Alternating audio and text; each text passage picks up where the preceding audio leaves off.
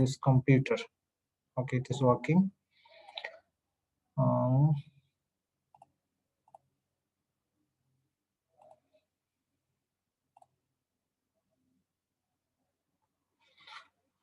Already I have discussed regarding the definition of transportation problem, and I am discussing an example, and we are trying to find out the optimal solution of this of this example or of this problem.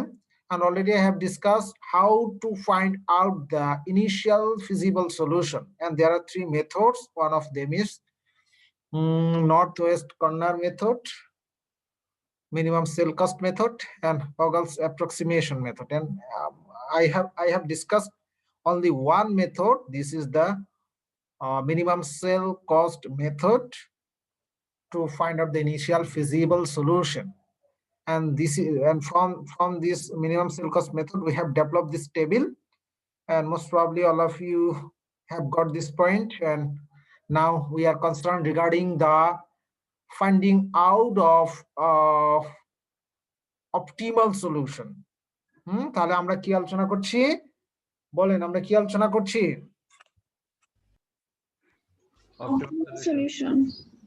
Optimal solution খোঁজার চেষ্টা করছি, তাই না?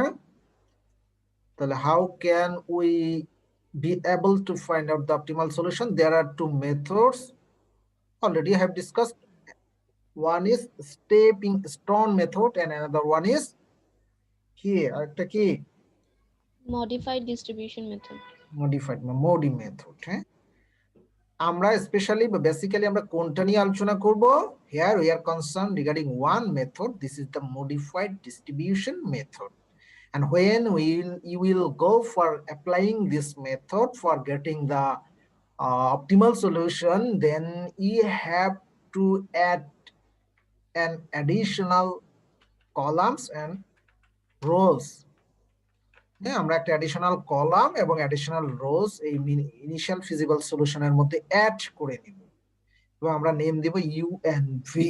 The rows should be V and column name of the column is U, and আমরা respective V and U এর value বের করব। and already I have discussed how we can get the value of these variables. আমরা এটা আলোচনা করেছি, তাই না? জি স্যার। আচ্ছা, তাহলে আমরা যেহেতু এটা আলোচনা করলে একটু হচ্ছে আপনার এটা একটু কি বলে, এটা একটু সময় সাপেক্ষ, কিন্তু অতটা কঠিন না। তাহলে when you will get the value of ui and vj on the basis of the occupied cell, cost of occupied cell এর কস্টের বেসিসে যখন আমরা পেয়ে গেলাম ভ্যালুগুলা, দেন আমাদের কি করতে হবে? কস্ট চেঞ্জ ক্যালকুলেশন করতে হবে। কস্ট চেঞ্জ সেইটা আমরা এখন আলোচনা করি নাই, এখন আমরা সেটা আলোচনা করব। তাহলে আমরা এখানে আমরা কি করলাম? উইলিংলি আমরা একটা ভেরিয়েবলের ভ্যালু 0 নিয়ে নিলাম, তাই না? উইলিংলি নিয়ে নিলাম না 0? যে কোনো একটা ভ্যালু 0 নিলেই হবে, কিন্তু আমরা এইটার ভ্যালু 0 নিয়ে নিলাম, তাই না? জি স্যার। তাহলে আমরা এই যে অকুপাইড সেলের ভি বি এর মান কি করে বের করব? যেহেতু এটা জানা আছে, আমাদের সূত্রটা অ্যাপ্লাই করে, by applying this formula easily we can be able to find out this value. তো আমাদের এইখানে বসাবো ভ্যালুগুলা, কিন্তু পাশাপাশি আমরা কি করে এই ভ্যালুগুলা বের করি সেই ফর্মুলাটা আমাকে দেখাতে হবে। এই যে এইভাবে আমরা যে ভ্যালুগুলা বের করেছি, এখানে আমাদের এই ক্যালকুলেশন গুলা ওই টেবিলের নিচে আমাকে দেখাই দিতে হবে।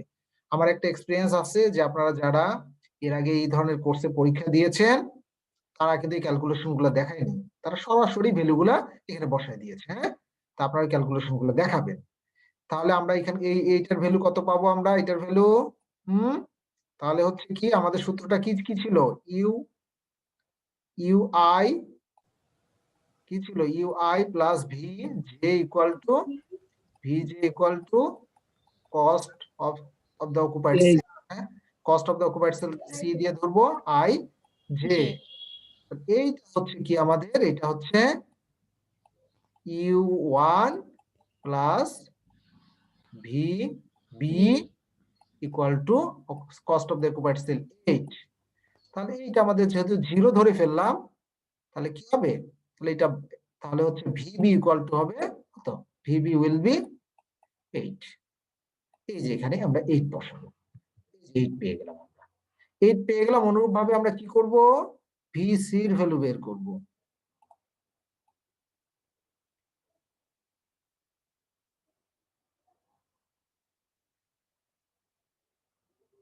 এখন ভিসি এর ভ্যালু বের করি আমরা। তো ভিসি এর ভ্যালু কত হবে, ভিসি কত হবে 0 প্লাস 10, 0 প্লাস ভিসি মাইনাস 10, এটা হবে 10। তাহলে আমরা ক্যালকুলেশন গুলো দেখবেন, আপনারা জেনে আসি। তাহলে this are the value which have been got by solving the equations developed on the basis of the occupied cell। হ্যাঁ, এগুলোর বেসিসে আমরা এই ভ্যালুগুলো পেয়ে গেলাম। এটা নিয়ে কারো কোনো কোশ্চেন তো নাই? বলেন, কথা বলেন। মাইমুনা ইলা বলেন।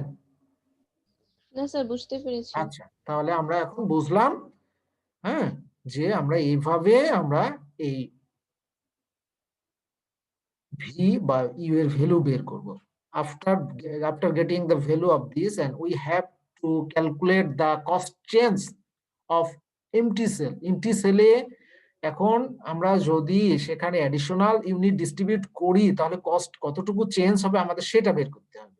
এবং আমরা একটু জেনে আসি যে কস্ট চেঞ্জ যদি নেগেটিভ হয়, only then we can distribute to this cell, otherwise not, তাই না? আমরা যদি নেগেটিভ ভ্যালু হয়, অর্থাৎ নেগেটিভ মানে হচ্ছে সেখানে কস্ট চেঞ্জ হবে আর কমবে, আর যদি পজিটিভ হয় তাহলে কস্ট বাড়বে। তার মানে হচ্ছে নেগেটিভ ভ্যালু যখন আমরা কস্ট চেঞ্জ ক্যালকুলেশন করে নেগেটিভ ভ্যালু পাবো যে সেলগুলা, সেখানে আমরা নতুন করে ডিস্ট্রিবিউট করব, আবার রিডিস্ট্রিবিউট করব, রিঅ্যারেঞ্জ করব টেবিলটাকে। আর যদি আমরা না পাই, পজিটিভ সব পেয়ে যাই, তার মানে হচ্ছে আমরা যে টেবিলটাতে আসি, যে ডিস্ট্রিবিউশনে আছি, this one is the optimal, যদি আমরা নেগেটিভ কোনো কিছু না পাই। এটা কি বোঝা গেল? জি স্যার। আচ্ছা, তাহলে আমরা এখন how can we be able to calculate the cost change on the basis of the value of u and u। আমরা কি করে ক্যালকুলেট করব কস্ট চেঞ্জ? কস্ট চেঞ্জ কে আমরা কে দিয়ে রিপ্রেজেন্ট করি, K I and K J equal to কি হবে, এটা কি হবে,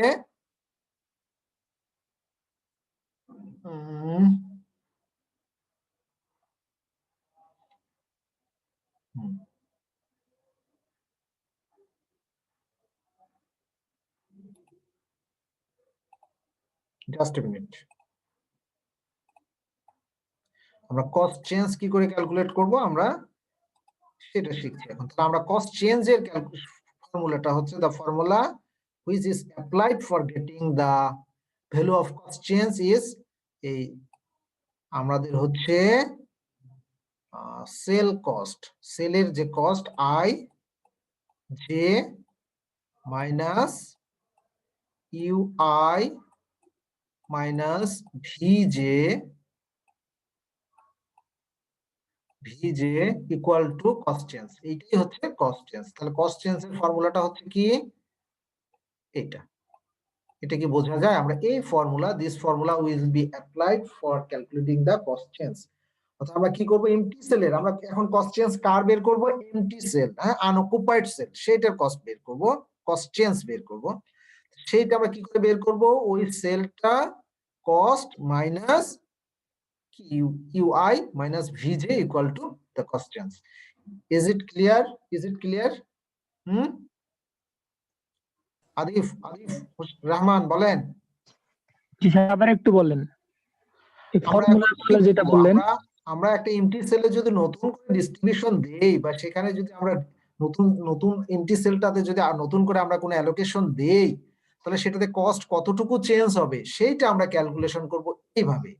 সেটা কি এই সিআইজে কি রিপ্রেজেন্ট করে, যে কস্টটার সেলটার কথা বলছি, সেই সেলটা তার কস্ট মাইনাস ইউআই, মানে respective UI and minus VI, যেটা পাবো সেটাই হচ্ছে কস্ট চেঞ্জ।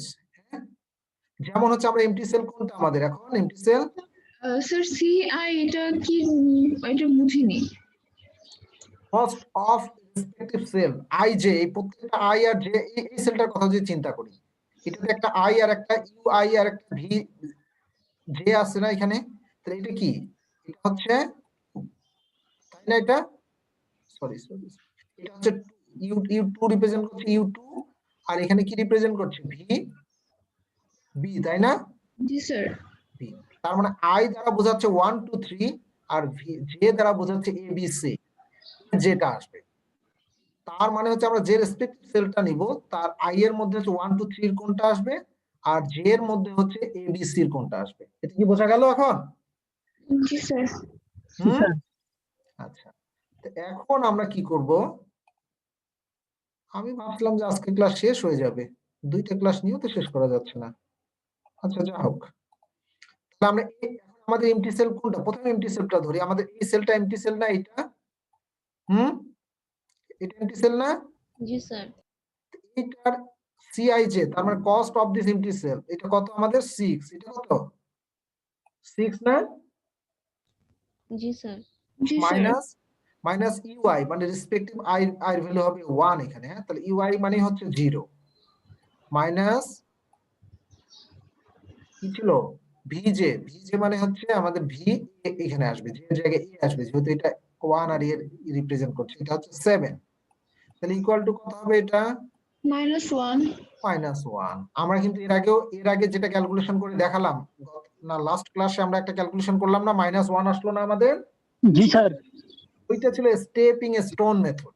স্টেপিং স্টোন মেথডে ওইভাবে সলভ করতে হয়। সেটা কিভাবে করলাম, 8 -8 প্লাস 6 তারপর -4 প্লাস 5 এরকম করে -1 পেলাম। তো ওইটারই মডিফাইড ভার্সন হচ্ছে এইটা। আমরা কস্ট চেঞ্জ আমরা ইজিলি এখানে পেয়ে যাই। তাহলে আমরা একটা এমটি সেলের কস্ট বের করলাম। আমরা কি এই এমটি সেলটার কস্ট বের, প্রত্যেকটা এমটি সেলের কস্ট বের করতে হবে আমাদের এইভাবে কস্ট চেঞ্জ। তাহলে আমরা এই এমটি সেলটার কস্ট বের করতে পারবো না কস্ট চেঞ্জ? হুম, জি স্যার পারবো। এটা কি করে বের করবো আমরা বলেন? 12 মাইনাস, বলেন 12 মাইনাস কত আসবে? -3। -3। এই জন্য এটা ব্র্যাকেটে নিব। -3 মানে +3 হয়ে গেল। আচ্ছা যাও, -3 থাকলো। তারপরে মাইনাস কত 8। হবে? 10 10 -10 10 ইকুয়াল টু কত হবে তাহলে? 5, তাই না? প্লাস কত হবে? 5। আমরা এইভাবে, this is the process by which you have to calculate the cost change of all empty cell. তাহলে সবগুলো এমটি সেলের কস্ট চেঞ্জ আমরা এই ফর্মুলা দিয়ে বের করব। এইটা আমরা শিখলাম, তাই না? বলেন, কথা বলেন, একটু দ্রুত শেষ করতে হবে তো। জি স্যার। তাহলে এটা পেয়ে গেলাম যখন, তখন আমরা কি পেয়ে গেলাম, এই যে প্রত্যেকটা এমটি সেল কয়টা ছিল? 4টা ছিল, 4টা এমটি সেলের কস্ট চেঞ্জ আমরা পেয়ে গেলাম। বোঝা গেল? এটা দেখাতে হবে আপনাদের। দেখে আমরা কি পেলাম, দুইটা এমটি সেলে কি পেলাম? মাইনাস। দুইটা এমটি সেলে কি পেলাম? মাইনাস। আর বাকিগুলোতে প্লাস, অর্থাৎ বাকি সেলগুলো, ওই দুইটা সেল বাদে বাকি সেল যদি দেই, সেখানে রিডিস্ট্রিবিউট করি, তাহলে কস্ট কমবে না, বরং বেড়ে যাবে, কস্ট বেড়ে যাবে। তাহলে আমরা এই দুইটাতে ডিস্ট্রিবিউট করব না। এখন এই মাইনাস সাইনের মধ্যে আমাদের কন্ডিশনটা হচ্ছে, মাইনাস সাইনের মধ্যে যেটাতে বেশি মাইনাস, অর্থাৎ যেটাতে বেশি কস্ট কমবে, আমরা প্রথমে সেইটাতে অ্যালোকেশন দেব। হ্যাঁ, বোঝা গেল? জি স্যার। তারপরে যদি আরো কিছু দিতে হয়, পরের সেলটা কনসিডার করব। তাহলে আমরা এখন কি করব, যেহেতু দুইটাই সমান, সেহেতু আমরা উইলিংলি যে কোনো একটাতে দিতে পারি। হ্যাঁ, উইলিংলি যে কোনো একটাতে দিতে পারি, যেটাতে একটু বেশি কনভেনিয়েন্ট হয় সেটাতে আমরা দিব। এবং এটা দেওয়ার পরে আমাদের কি করতে হবে, আবার আমাদের রিকম্পিউট করতে হবে। কি রিকম্পিউট করতে হবে? এই cost change of empty cell, এগুলো আমাদের রিকম্পিউট করে আমাদের কি করতে হবে, cost change we have to compute and develop the tables or rearrange the tables until or unless getting all the value of cost change either 0 or positive. আমরা যতক্ষণ পর্যন্ত আমরা কি পাবো, পজিটিভ অথবা 0 পাচ্ছি না সবগুলো ভ্যালু, ততক্ষণ পর্যন্ত আমাদের এই একটা করে টেবিল রিঅ্যারেঞ্জ করতেই হবে আর এই কস্ট চেঞ্জ ক্যালকুলেশন করতেই হবে। এটা বোঝা গেল এখন প্রসেসটা? জি স্যার। আর যখনই আমরা পেয়ে যাব যে সব ভ্যালুগুলা পজিটিভ অর 0, তখন আমরা ধরে নিব যে ওই অ্যালোকেশনটাই হচ্ছে অপটিমাল। এখন আমরা রিঅ্যারেঞ্জ করি, তাহলে আমরা রিঅ্যারেঞ্জ করি, তাহলে আমাদের এইরকম ছিল, তাই না? আমরা কয়টা সেল আমরা নেগেটিভ ভ্যালু পেলাম? সেল হচ্ছে কোনটা? এইটা সেল। এটা সেলের নাম কি? X1A আর একটা X2A। দুইটা সেল পেলাম, 1A and 2A। তাহলে এই যে এটা হচ্ছে 1A আর একটা হচ্ছে 2A। স্টেপিং স্টোন মেথডে একটু সুবিধা হয় যে যখন আমরা কর্নার ভ্যালুগুলো পাই হরিজন্টাল এবং ভার্টিক্যালি আমরা কিন্তু চেঞ্জ করতে পারবো, নিতে পারবো রিম রিকোয়ারমেন্টকে কনসিডার করে। কিন্তু যখন অন্য ওয়েতে যেতে হয় তখন ঝামেলা হয়ে যায়। যেমন আমরা যদি এখান থেকে নেই তাহলে কি হচ্ছে, এখান থেকে দিলেই হয়ে যাচ্ছে। হ্যাঁ, কিন্তু যখন আমরা যদি এই সেলে কিছু দিতে যাই, এখান থেকে যদি এই সেলে কিছু দেই, তাহলে কি করতে হবে, সেলে কিছু দিলে এইখান থেকে যে আমরা কমাই ফেলবো, যে এটা হচ্ছে কি আনঅকুপাইড সেল। অর্থাৎ আমাকে খুঁজতে হবে যে কর্নারে কোনো অকুপাইড সেল আছে কিনা। যে কর্নারে অকুপাইড সেল গুলো থাকবে সেইখান থেকে শিফট করলে ইজিলি শিফট করা যাবে। এটা তো দেওয়া যাবে, কিন্তু এটাতে দিলে আমাকে অনেক ঝামেলা করে আসতে হবে। অর্থাৎ আমরা যদি এখান থেকে কিছু সরাই এখানে, তাহলে এটা বেড়ে যাবে। এইটা বেড়ে গেলে আমাকে এইখান থেকে সরাতে হবে, এইখান থেকে সরালে আবার এইটা বেড়ে যাবে। তারপর এইখান থেকে এখানে দিতে হবে, দিলে এটা ঠিক থাকবে, এইটা বেড়ে যাবে। এইখান থেকে আবার তখন এইখানে দিতে হবে। এরকম করে দিতে গেলে একটু আমরা ঝামেলায় পড়ে যাব। এই জন্য আমরা দেখবো যে কর্নার ভ্যালু গুলা, হ্যাঁ, মানে অকুপাইড কিনা, অকুপাইড সেল গুলা যদি কর্নার ভ্যালু গুলো অকুপাইড হয়, বা এটা থেকে এটাও নেওয়া যেত, বা এই কর্নার থেকে নেওয়া যেত, তাহলে কি হতো, এরকম যদি একটা স্কোয়ার তৈরি করা যায়, তাহলে দেখা যাচ্ছে কি হবে, এটা একটু কনভিনিয়েন্ট হয়। এইটাকে স্টেপিং স্টোন মেথড বলে। এখানে আমাদের স্টেপিং স্টোন মেথডটাকে কনসিডার করতে হবে। আমরা যেটা পেলাম এখন সেটা হচ্ছে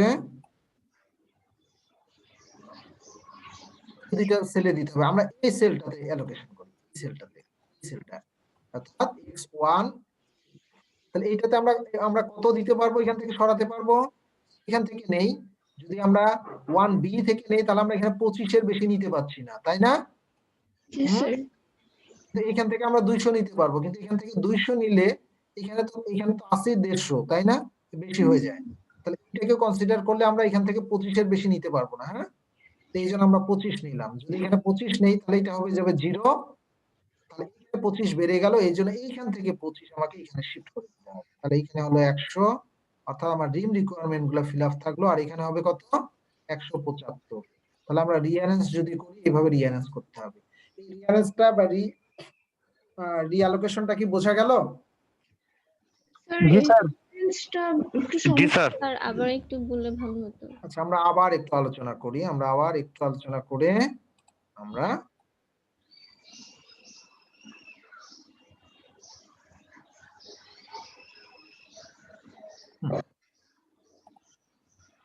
এটাকে স্টেপিং স্টোন মেথড বলছি। হ্যাঁ, সেটাকে মডিফাই করে আমরা এই মোডি মেথড আলোচনা করছি। তাহলে আমরা এই সেলটাতে অ্যালোকেশন দিতে যাচ্ছি নতুন করে, যেহেতু এটা সেলের কস্ট মাইনাস আসছে এটাতে।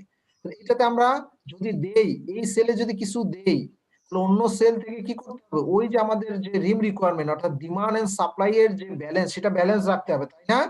জি স্যার। তাহলে আমরা এইখান থেকে যদি কিছু এখানে সরাই, সাপ্লাইটা সমান থাকবে, কিন্তু ডিমান্ডটা তো বেশি হয়ে যাচ্ছে, 225 হয়ে যাচ্ছে। আমাদের তো 225 দরকার নাই, এখানে 200 দরকার।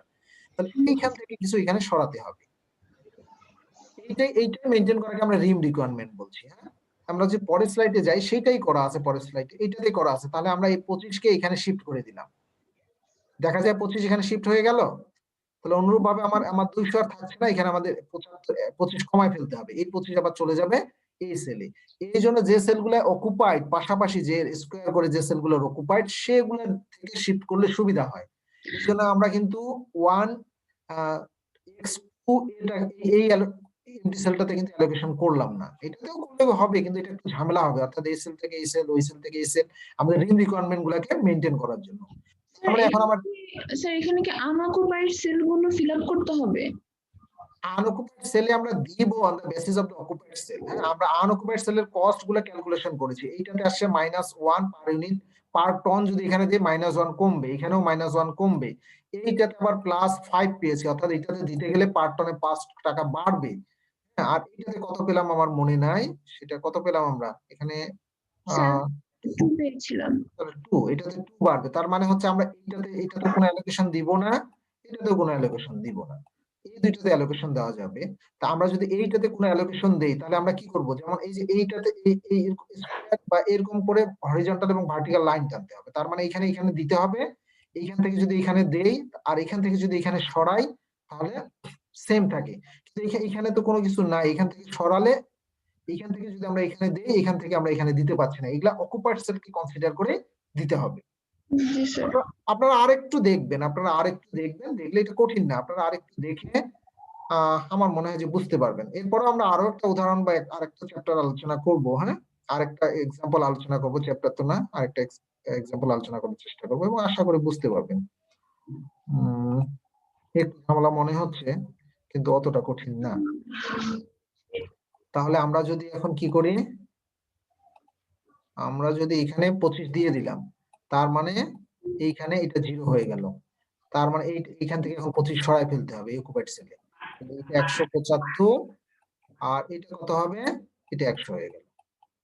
তার মানে আমার এই রোতে 100 দরকার, এই কলামে 100 দরকার পেয়ে গেলাম।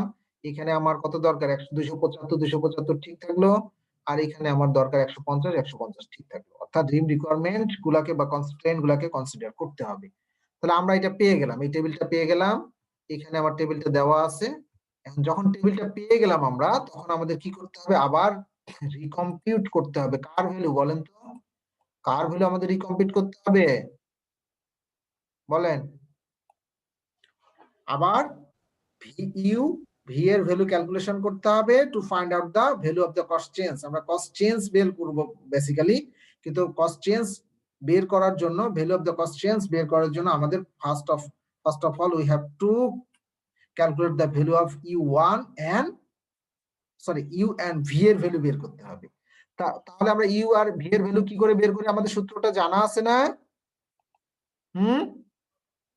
বলেন, ইউ এবং ভি এর value on the basis of the occupied cell, আমরা অকুপাইড সেলের বেসিসে ইউ এবং ভি এর ভ্যালু বের করি। সেটা কি মনে আছে? ইউ আই প্লাস ভিজে ভিজে ইকুয়াল টু সিআই, যে কস্ট অফ দিস সেল। তাহলে এই যে আমরা অকুপাইড সেলের এইটার এখন বের করব আমরা। এই যে এটা অকুপাইড হয়ে গেল না এখন, এটা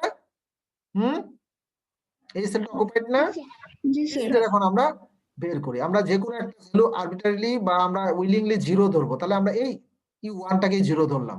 তাহলে ইউ1 যদি এখানে 0 হয়, এটা 0, আর এটা ভি কি, এটা ভিজ এর জায়গা হবে কি, সেলটা কি রিপ্রেজেন্ট করছে, ভিএ।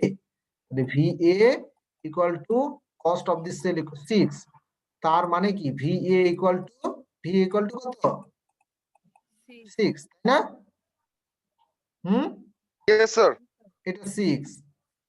এটা তো আনঅকুপাইড সেল, এটা ক্যালকুলেশন করব না। এটা কত হবে, এটা ক্যালকুলেশন করলে হবে 10। হ্যাঁ, এটা কত হবে, আমরা যদি এই অকুপাইড সেলটার বেসিস এটা ক্যালকুলেশন করি, তাহলে ভি2 কত হবে বলতে পারবেন? ভি2 কত হবে, আমরা কি করে ক্যালকুলেশন করব ভি2, সরি ইউ2 যেহেতু এখানে একটা অকুপাইড সেল আছে, তাহলে ইউ2 কি হবে, ইউ2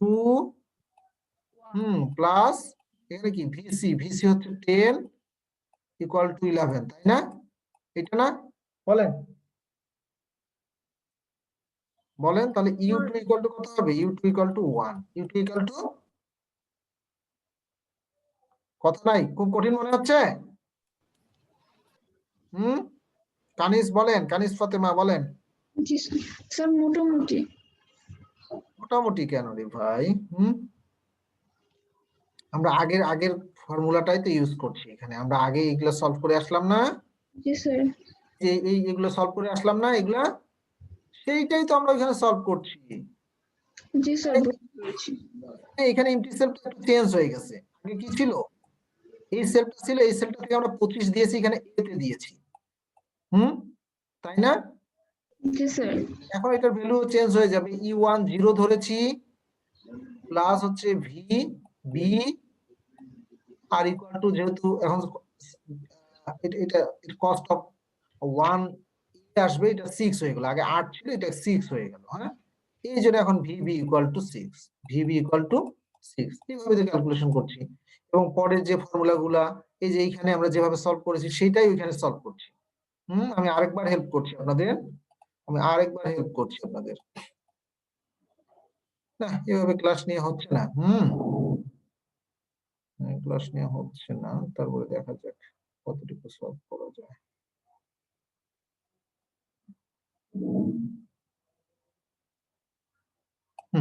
আমি আরেকবার আপনাকে হেল্প করছি আপনাদের।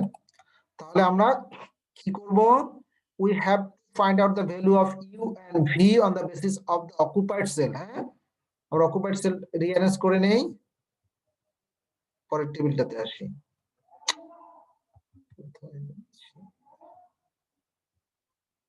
দরজাটা আটকাও, দরজাটা আটকাও।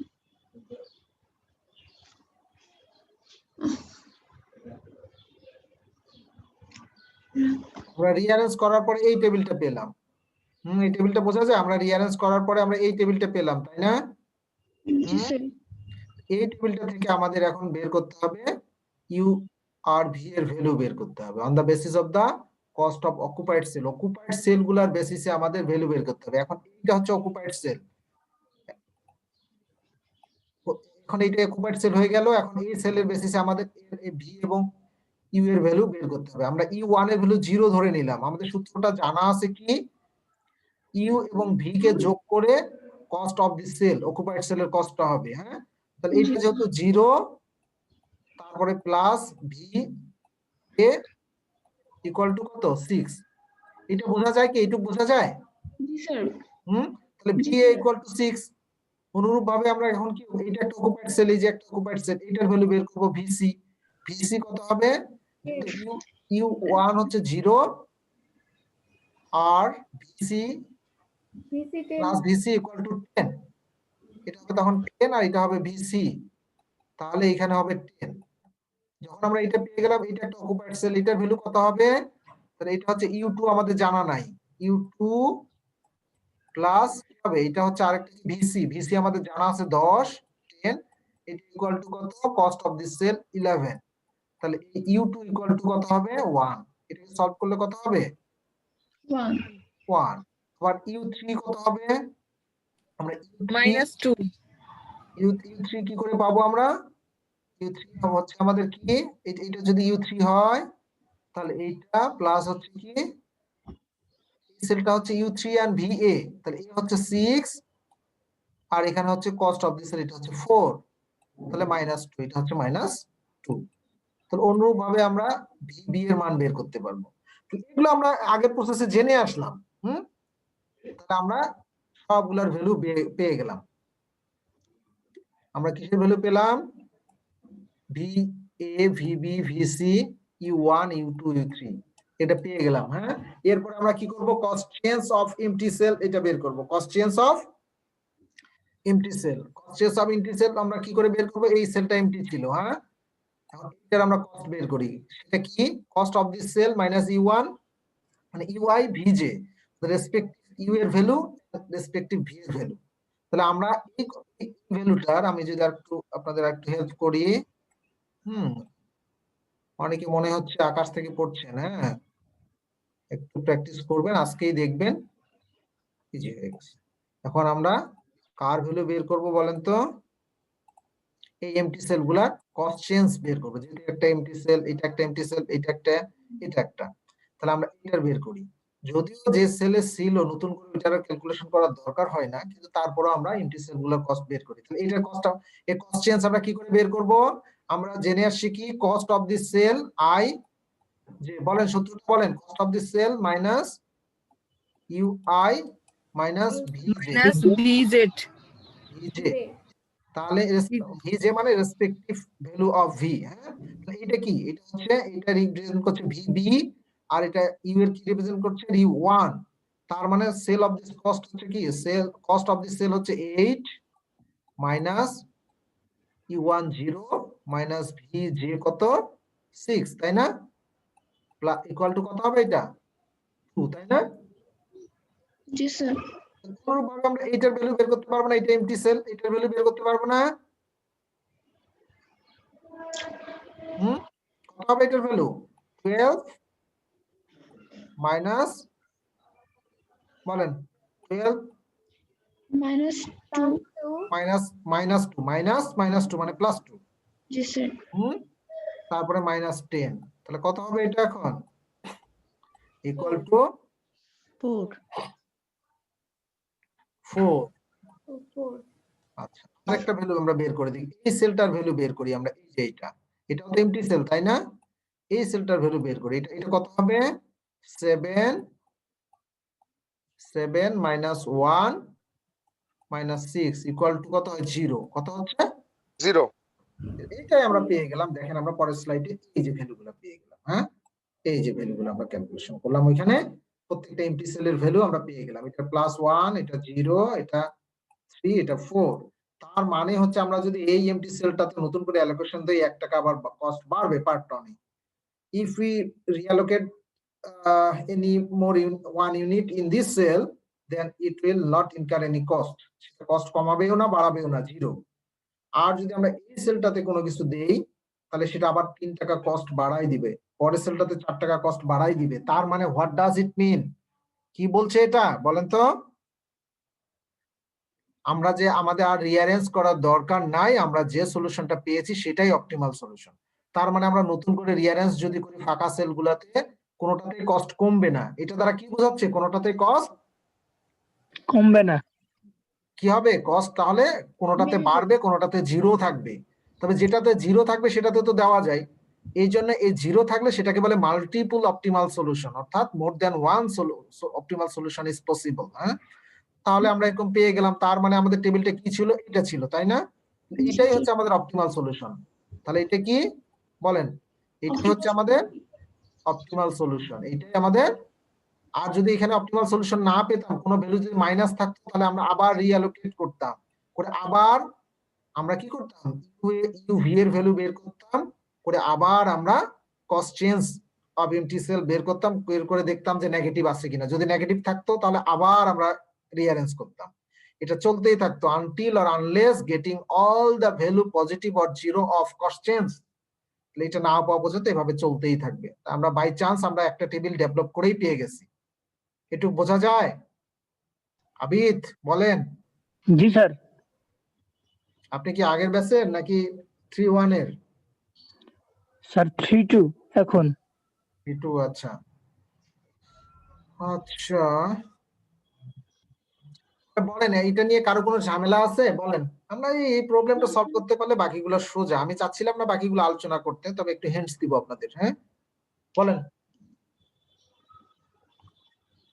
কারো সমস্যা আছে?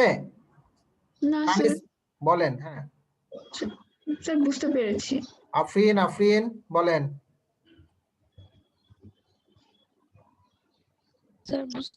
সেলিম, শুভ্রা বর্মন বলেন। শুভ্রা, সেলিম, বোঝা যায় না? এটা প্র্যাকটিস করবেন, একটু প্র্যাকটিস করলে শুধু স্টেপিং স্টোন যে ইয়েটা ওই স্টেপ গুলাতে একটু ঝামেলা হতে পারে, একটু প্র্যাকটিস করলেই হয়ে যাবে ইনশাল্লাহ। হ্যাঁ, তো যা হোক, তাহলে আমরা যে অপটিমাল সলিউশন, এইটা তো অপটিমাল সলিউশন, তাহলে এটা আমাদের অ্যানসারটা কি করে লিখতে হবে? তার মানে হচ্ছে ডেস্টিনেশন 1 থেকে সোর্স 1 থেকে ডেস্টিনেশন এ তে দিতে হবে 25 ইউনিট, 25 টন। বোঝা গেছে? আর সোর্স 1 থেকে ডেস্টিনেশন ভি তে দিতে, ডেস্টিনেশন সি তে দিতে হবে। সরি, ভি তো আর কনসিডার করব না এখন, এখন আমরা এটা কনসিডার করব। তো সোর্স 1 থেকে কিলোমিটার হয়ে যাচ্ছে, জাস্ট এ মিনিট। আবার ডিয়ার্স, তাহলে কি দাঁড়াচ্ছে বলেন? আমরা এই সোর্স 1 থেকে আমরা ডেস্টিনেশন এ তে দিব 25 ইউনিট, আবার সোর্স 1 থেকে ডেস্টিনেশন সি তে দিব 125 ইউনিট বা 125 টন। আর সোর্স 2 থেকে সি তে দিব, ডেস্টিনেশন সি তে দিব 175। আর সোর্স 3 থেকে আমরা ডেস্টিনেশন এ তে দিব 175।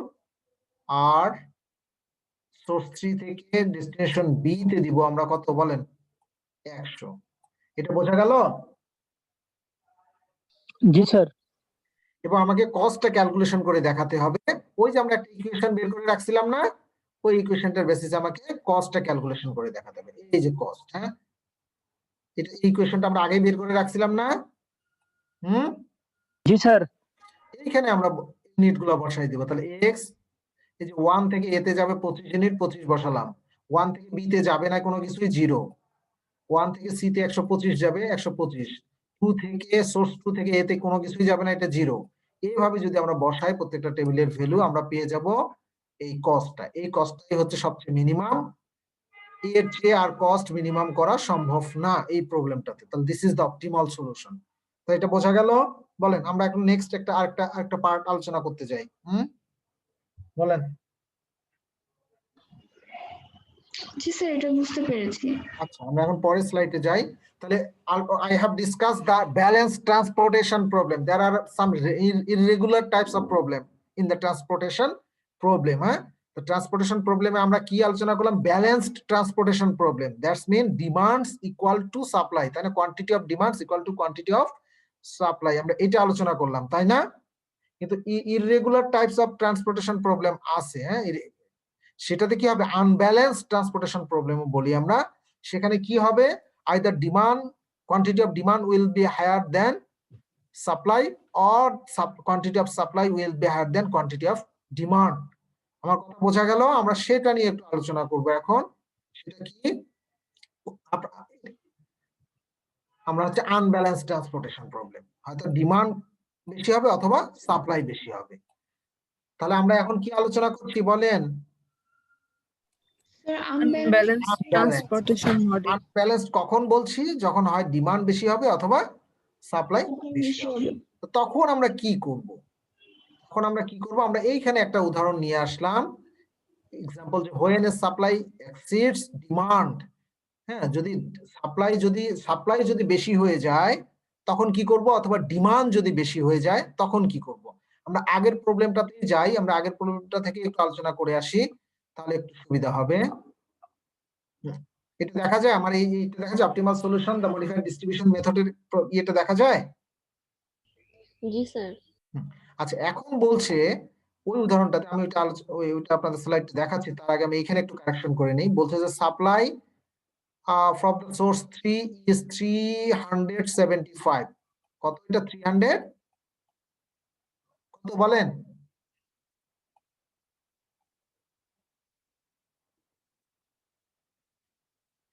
কথা বোঝা যায়? আমার কথা বোঝা যায়? জি স্যার। জি স্যার। এটা তাহলে কত? আমরা ধরলাম 375। তাহলে 375 হলে সাপ্লাই কত হচ্ছে? 700 ইউনিট, 700। আর ডিমান্ড কত? ডিমান্ড সেম থাকলো, তাহলে ডিমান্ড কত? 600। 600। তাহলে দিস ইজ দ্য আনব্যালেন্স, তাই না? তো যখন এইটাকে কি করতে হয় আমাদের, এই জায়গায় আমাদের কোথাও একটা dummy row and column add করতে হয়। কখন dummy row and dummy column add করবেন? কখন? আমাদের এখন কি, আমাদের এখন এই কলামটা কি শো করছে? কলামটা কি শো করছে বলতো? এটা ডিমান্ড শো করছে, আর এই যে রোটা সাপ্লাই শো করছে, তাই না? জি স্যার। আচ্ছা, এখন হচ্ছে যে যেহেতু আমাদের সাপ্লাই বেশি, তার মানে আমাদের একটা ডামি ডিমান্ড ক্রিয়েট করতে হবে। কি ক্রিয়েট করতে হবে? ডিমান্ড। যেহেতু এগুলো ডিমান্ড এ বি সি, এগুলো ডিমান্ড, তাহলে এইদিকে একটা কলাম অ্যাড করতে হবে। এই যে একটা কলাম অ্যাড করে নিতে হবে এখানে। করে 100 শর্ট হয়ে গেছে না? আমাদের ডিমান্ড 100 কম ছিল না? এই ডামি ডিমান্ড হবে 100। তাহলে ডামি ডিমান্ড যদি 100 হয়ে যায়, তাহলে এখন কি ডিমান্ড এন্ড সাপ্লাই ব্যালেন্স হয়ে গেল না? জি স্যার। ব্যালেন্স হয়ে গেল। কিন্তু এগুলোর কস্ট কত হবে? এই যে ডামি যে কলামটা নিলাম, এটার কস্ট হবে 0। এটার কস্ট কত ধরবো? 0। তার মানে এটা কোনো ইফেক্ট থাকবে না। ওই যে অপটিমাল সলিউশন বের করার ইকুয়েশনটাতে কোনো ইফেক্ট থাকবে না। এবং এর সলিউশনটা এখন অ্যাজ ইউজুয়াল হয়ে গেল। ব্যালেন্স ট্রান্সপোর্টেশনের প্রবলেমের যে সলভটা করলাম সেটার মতোই হয়ে গেল। এখন আমি আরেকটা জিনিস যদি আপনাদের বলি, আমি তো এখানে সাপ্লাইয়ের কথা বললাম, এমন তো হতে পারে যে ডিমান্ড বেশি, তাই না? ডিমান্ড হচ্ছে এখানে হচ্ছে 200 ইউনিট, 200 ইউনিট ডিমান্ড 100 জায়গায়, তার মানে হচ্ছে ডিমান্ড কত? এখানে 700। আনব্যালেন্স হয়ে গেল, তাই না? যখন আনব্যালেন্স হয়ে যাবে, ডিমান্ড বেশি, এখন ডিমান্ড বেশি সাপ্লাই কম, তখন আমাদের একটা দামি সাপ্লাই বা দামি সোর্স ক্রিয়েট করতে হবে যেখান থেকে আমি সাপ্লাই করব। এই জন্য আমরা কি করতে হবে? একটা রো অ্যাড করে নিতে হবে। এই নতুন করে এই জায়গায় একটা, নিচে একটা, এই ইউ এর জায়গায় একটা আমাকে রো অ্যাড করে নিতে হবে নতুন করে। হ্যাঁ, করে এইখানে আমাকে 100 ইউনিট অ্যাডিশনাল সাপ্লাই করতে হবে এবং এর কস্ট হবে 0। তাহলে আমরা কি বুঝতে পারলাম যে ডামি রো এন্ড কলাম কখন অ্যাড করব? এটা বোঝা গেল? জি স্যার। আচ্ছা, এখানে একটা উদাহরণ দেওয়াও আছে। আনব্যালেন্স, আমি একটু আলোচনা করি, আমি ডিটেল আলোচনা করার সুযোগ নাই এখানে। আর আমরা একটু আলোচনা করি এখানে। তো এখানে বলা আছে যে supply greater than demand, supply যখন বেশি একটা ডামি ডিমান্ড ক্রিয়েট করতে হবে। এই জন্য আমরা একটা ডামি ডিমান্ড ক্রিয়েট করলাম, ডামি একটা রো কি করলাম, অ্যাড করলাম। এটা বোঝা যাচ্ছে তো, তাই না? এটা ডামি ডিমান্ড ক্রিয়েট করলাম, তাই না? জি স্যার। এটার কস্ট কত ধরলাম আমরা, per ton transfer to this source 0, তাই না? Per ton transfer from this source to this dummy demand is 0। তার মানে হচ্ছে আমরা যখন অপটিমাল সলিউশন ক্যালকুলেশন করব, এই জায়গায় যে দামি ডিমান্ডটা থাকবে এইটা কি থাকবে, এটা স্ল্যাক ভ্যালু, এটা হচ্ছে এটা আনইউজ থেকে যাবে, এবং এটা অপটিমাল সলিউশনে বা অপটিমাল যে আমাদের যে অবজেক্টিভ ফাংশনটা বা ইকুয়েশনটা সেটাতে কোনো ইফেক্ট করবে না, এটা তো 0। ততদিন এখন এই ভ্যালুটা 0 শো করবে। বোঝা যায়? জি স্যার। এখন আমরা আগের মতো করে এখন সলভ করব। আগের মতো করে কি ছিল, আগের মতো করে আমরা সলভ করব। আমরা প্রথমে কি করব বলেন, কি করব? Initial feasible solution by using the minimum cell cost method. আমরা ইনিশিয়াল ফিজিবল সলিউশন বের করব, তাই না? জি স্যার। তার বেসিসে আমরা on the basis of minimum cell cost method, এই যে প্রত্যেকটা সেলের কস্ট মিনিমাম না, এখানে এটা 0, এটা 0, এটা 0, তাই না? তাহলে আমরা যে কোনো একটা সেলে অ্যালোকেশন দিয়ে দেই। আমরা ধরে দিলাম এইখানে আমরা অ্যালোকেশন দেব, তো এটা সবচেয়ে মিনিমাম, আমরা মিনিমাম সেল কস্ট মেথডের কথা কনসিডার করছি। তাহলে এখানে আমরা কত দিতে পারবো বলেন, এই সেলটাতে কত দিতে পারবো বলেন? 100 ream requirement cost, demand and supply দিয়ে দিলাম 100। হ্যাঁ, তারপরে আমরা তাহলে এখানে আর নিতে পারবো না, এটা ক্রস। এরপর আমাদের মিনিমাম সেল কোথায়, 4, এটা দেন, তাই না? এখানে দিতে পারবো কত, 200, তাই না? 200 জি স্যার। এটা ক্রস হয়ে গেল, কারণ এখানে আর দিতে পারবো না। এরপরে আমাদের মিনিমাম সেল হচ্ছে এটা, এই যে এটা, এখানে আমরা দিতে পারবো কত, 100 দিতে পারবো না, কারণ এখানে যে আমার 375 আছে, ও 100 দেওয়া যাবে না? 100 দেওয়া যাবে স্যার। 100 দেওয়া যাবে, আমরা 100 দিয়ে দিই তাহলে 100। তাহলে আমার আর এটা এখনো কেটে দেওয়া গেল না, কিন্তু এখানে হচ্ছে কত, 300। আচ্ছা, এখানে 100, এখানে আর দিতে পারবো না, এটা বাদ। এটার মধ্যে মিনিমাম হচ্ছে আমার এটাতে আমরা কি করব, 50 এইভাবে আমরা ইনিশিয়াল ফিজিবল সলিউশনটা বের করব। 50 এখানে দিয়ে দিলাম, এটাও বাদ গেল। এখন এই থাকলো, এটা তো বাদ, এখন 11 তে দিতে হবে। 11 তে আমরা কত দিতে পারবো, 175 তাহলে বাকি থাকলো এখন আমার এই সেলটা কত, 75, তাই না? তাহলে আমার এখন রিম রিকোয়ারমেন্ট। জি স্যার। পরে আমরা কি করব, এই যে আমরা অ্যালোকেশন দিয়ে দিলাম, দিয়ে আমরা কস্টটা বের করে রাখবো। কস্ট এখানে দিলাম, কস্ট হলো আমাদের কত, 4625। এটা কি অপটিমাল, এই টেবিলটা কি অপটিমাল কিনা সেটা আমরা জাস্টিফাই করব আবার ওই যে অ্যাডিশনাল মডিফাইড ডিস্ট্রিবিউশন মেথডে। আবার অ্যাডিশনাল একটা ইউ এবং অ্যাডিশনাল একটা কলাম এবং একটা রো নিব। হ্যাঁ, এই রো আর কলাম নিয়ে তাদের ভ্যালু ক্যালকুলেশন করব। তাহলে আমরা একটা অ্যাডিশনাল পরের স্লাইডে যাই। আমরা অ্যাডিশনাল এই যে একটা আমরা অ্যাডিশনাল নিলাম রো ভি, নাম দিলাম ভি, এবং অ্যাডিশনাল কলাম নিলাম ইউ, এবং আমরা কি করলাম, অকুপাইড সেলগুলো, এটা একটা অকুপাইড সেল না এটা? এখন আমরা এই যে ইউ যে কোনো একটা ভ্যালু 0 ধরবো, আমরা ইউ1 সচরাচর 0 ধরি, এই ইউ1 এর ভ্যালু 0 ধরলাম, এবং আমরা এখন ভি1, ভি2, ভি3, ভি4 এগুলো আমরা বের করবো। এগুলো আমরা জেনে আসছি, তাই না? কি করে বের করতে হয়? জি স্যার। অকুপাইড সেলগুলো এই যে এখানে দেওয়া আছে, আমরা কি করে বের করলাম অকুপাইড সেলগুলো? না সরি, আমরা এখানে আমরা কস্ট চেঞ্জ এমটি সেলগুলোর ভ্যালুটা দেওয়া আছে, আর অকুপাইড সেলগুলোর কস্টার ফর্মুলাটা এখানে দেওয়া নাই। এটা শুরুতে যেটা দেওয়া আছে সেটাই, এটা নতুন করে আর এখানে দেওয়া হয়নি। হচ্ছে আমরা এটা মুখে মুখে তৈরি করে ফেলছিলাম। এটা কিভাবে আমরা ক্যালকুলেশন করি এটা আমাদের জানা আছে। কারণ আরো কি আলোচনার দরকার আছে? আমরা ভি আর ইউ এর ভ্যালু কি করে বের করি? না স্যার। এখন আমরা এমটি সেলের কস্ট চেঞ্জ বের করলাম। কস্ট চেঞ্জ বের করে দেখলাম যে দুইটা সেলের নেগেটিভ ভ্যালু, তাই না? তার মানে হচ্ছে আমাদের এই টেবিলটা অপটিমাল না। এই টেবিলটা কি অপটিমাল তাহলে? না। তাহলে আমাকে কি করতে হবে, আবার রিঅ্যারেঞ্জ করতে হবে। তাহলে আমরা নতুন করে অ্যালোকেশন কোথায় দিব বলেন তো? সেল কোনটাতে দিব যেখানে বেশি নেগেটিভ ভ্যালু থাকে, অর্থাৎ বেশি কস্ট কমে যাবে। -2 রিপ্রেজেন্ট করছে কি 3D, ডি, এই সেলটা রিপ্রেজেন্ট করছে। তা এই সেলটাতে আমরা এইখান থেকে দিতে পারবো অথবা এইখান থেকে দিতে পারবো। যেখান থেকে দেই না কেন আমাকে এখান থেকে আবার সরাই ফেলতে হবে। এই জায়গা থেকে যদি দেই এখান থেকে সরাই ফেলতে হবে। তাহলে এখান থেকে যদি 75 দিই এখান থেকে আমরা 75 সরাই ফেলতে পারবো। তাহলে 75 দেওয়া যাবে। কিন্তু এখান থেকে যদি আমি 100 নেই তাহলে কিন্তু এইখান থেকে আমি এখানে 100 দিতে পারবো না, কারণ আছেই 75। এটাকে স্টেপিং স্টোন পাথ বলছে। হ্যাঁ, তাহলে আমরা কি করব এখানে নতুন, এখানে আমরা কি করব বলেন, 75 এখান থেকে আমরা কি করি এইখানে 75 দিয়ে দেই। তার মানে এটা 0 হয়ে গেল, এটা কেটে গেল, এখানে 75 আসলো। এই সেলে 75 বেশি হয়ে গেল আর এই সেলে 75 কম হয়ে গেল। এই জন্য এটা এখানে সরাই দিই 75। এখানে যদি সরাই দিই 75, এখানে 75 সরালে কত হবে 125। 125 হয়ে গেল। আর এখানে হলো শুধু 25। তাহলে এখন আমাদের রিম রিকোয়ারমেন্ট গুলো এখানে 150 আর এখানে 300 সমান থাকবে। এইভাবে যখন বের করলাম আমরা পরের টেবিলটাতে যাই, এই যে পরের টেবিলটা তাই শো করছে। এটা বের করার পরে আমাদের আবার নতুন করে recompute the value of V and you.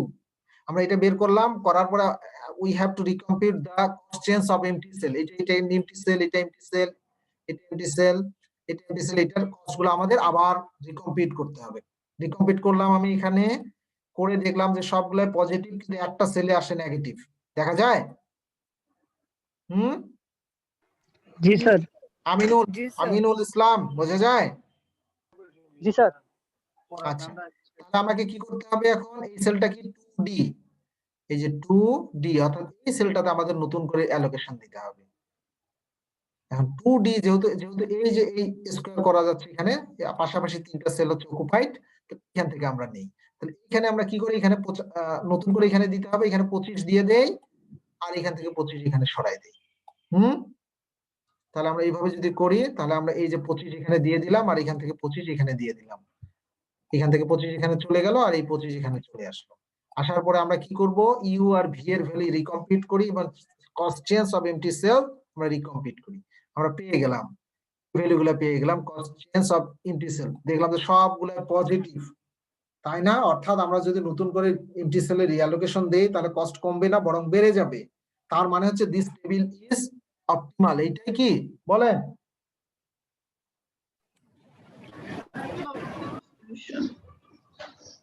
Optimal solution. Sultana Razia বলেন, সুলতানা রাজিয়া বলেন এটাই অপটিমাল। যদি এটা অপটিমাল না হতো তাহলে আবার রিঅ্যালোকেশন করতে হতো। তারা কি বোঝাচ্ছে, ডেস্টিনেশন 1 থেকে আমরা সি তে দিব 150 আর ডেস্টিনেশন 2 থেকে আমরা সি তে দিব 150 আর ডেস্টিনেশন 2 থেকে আমরা ডি তে দিব। ডি মানে ডামি, অর্থাৎ এটা দেওয়ার দরকার নেই, এটা স্ল্যাগ ভ্যালু থেকে যাবে। ডি মানে কি এটা ডামি, অর্থাৎ ডামিতে তো ডামি মানে হচ্ছে এখানে আমরা ক্যালকুলেশনের জন্য ক্যালকুলেশন করেছিলাম, রেখেছিলাম, কিন্তু এটাতে আসলে দিতে হবে না, এটা তো কোনো ডিমান্ড নাই, এটা আমরা ডামি ধরেছিলাম। আর U3 থেকে আমাদের দিতে হবে এ তে 200, U3 থেকে আমাদের বি তে দিতে হবে 100 আর U3 থেকে ডামিতে দিতে হবে 75। অর্থাৎ ডামিগুলো বাদ যদি দেই তাহলে বাকি যেগুলো থাকে সেগুলো আমার অ্যালোকেশন দিতে হবে এবং এইভাবে দিলে সবচেয়ে মিনিমাম হবে এবং আমরা এইটা পেয়ে গেলাম। অর্থাৎ সোর্স 1 কানসান সিটি থেকে আমরা দিব সিনসিনাটি সিটিতে 150, আবার আমরা ওমাহ সিটি থেকে সিনসিনাটিতে দিব 150 আর দেশ মহিন্স থেকে আমরা দিব 200 দিব শিকাগোতে আর 100 দিব আমরা লুইসে। তাহলে এইভাবে আমরা যদি দেই তাহলে আমাদের কস্ট হবে কত, কস্ট উইল বি কত,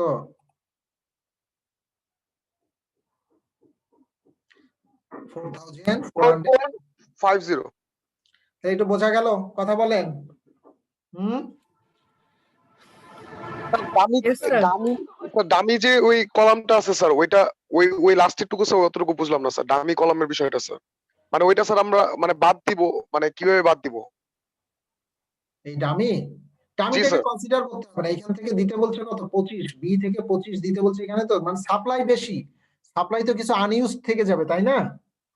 ডিমান্ড করছে 600 ইউনিট, সাপ্লাই আছে আপনার হাতে কত 700 ইউনিট, তাই না? এই প্রবলেমটাতে স্যার তাহলে এই যে 100 ইউনিট সাপ্লাই কি থাকবে, আনইউজ থাকবে। এই আনইউজটা কি করে রিপ্রেজেন্ট করবে, ডামিতে যেগুলো থাকবে ওই সোর্স থেকে আনইউজ থাকবে, অর্থাৎ সোর্স 1 এর পুরোটাই ইউজ করতে হবে, কিন্তু সোর্স 2 এর 25 ইউনিট আনইউজ থাকবে, আর সোর্স 3 এর 75 ইউনিট আনইউজ থাকবে, অর্থাৎ এই টোটাল 100 ইউনিট আপনার আনইউজড থাকবে, আর বাকি 600 ইউনিট ডিমান্ড করেছে নিয়ে যাবে।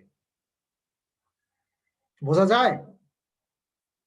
মানে স্যার আমি মানে যে ইউনিটটা স্যার আমি বেশি যে ইউনিটটা ছিল স্যার অতটুকু আনইউজ থাকলেও সমস্যা নাই।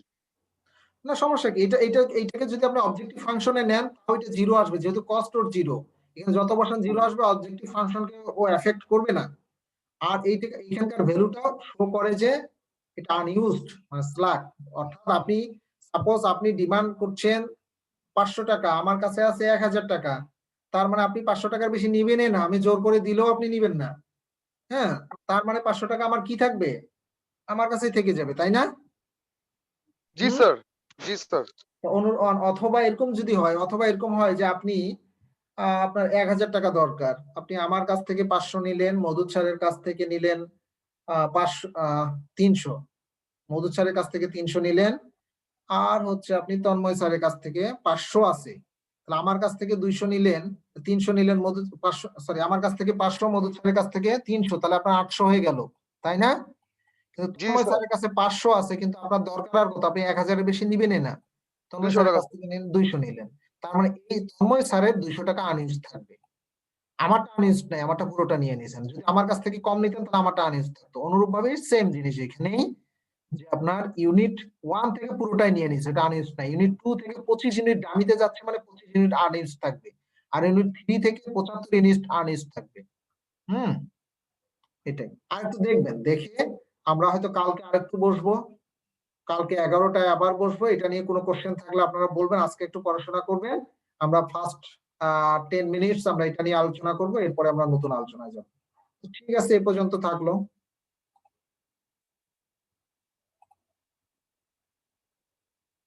কালকে 11টায় সুমাইয়া আছেন, আপনি সুমাইয়া ফিনদোলা আছেন? জি স্যার। কালকে 11টায় আমি লিংক দিয়ে দিব। আজকে এ পর্যন্ত থাকলো। জি স্যার।